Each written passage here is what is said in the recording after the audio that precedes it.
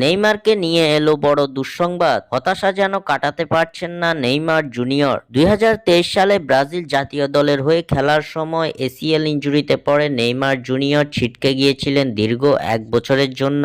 দীর্ঘ সময়ের এই ইনজুরি কাটিয়ে নেইমার জুনিয়র মাঠে ফিরেছিলেন 2024 সালের অক্টোবরে এফসি চ্যাম্পিয়ন্স লিগের ম্যাচ দিয়ে মাঠে ফিরলেও আবারও নতুন করে চোটে পড়েছিলেন ব্রাজিলিয়ান এই সুপারস্টার।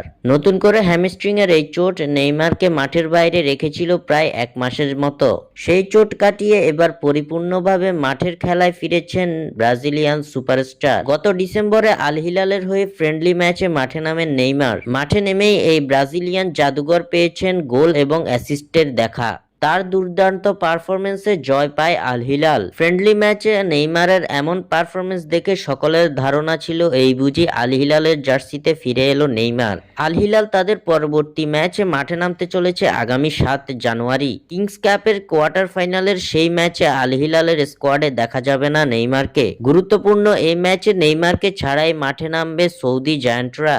মূলত কিংস কাপে রেজিস্টার করা হয়নি নেইমার জুনিয়রের নাম। ইনজুরির কারণে দীর্ঘদিন মাঠের বাইরে থাকার কারণে সৌদি প্রো লিগ ও কিংস কাপের ম্যাচগুলোতে আল হিলাল তাদের স্কোয়াডে নেইমারকে রেজিস্ট্রেশন করেনি, যার কারণে আল হিলালের হয়ে শুধুমাত্র এএফসি চ্যাম্পিয়ন্স লিগ ও ক্লাব বিশ্বকাপের ম্যাচগুলোতেই খেলতে পারবেন নেইমার জুনিয়র। যার কারণে আল হিলালের পরবর্তী ম্যাচে দেখা যাবে না নেইমারকে, যা তার ভক্তদের জন্য দুঃসংবাদই বটে।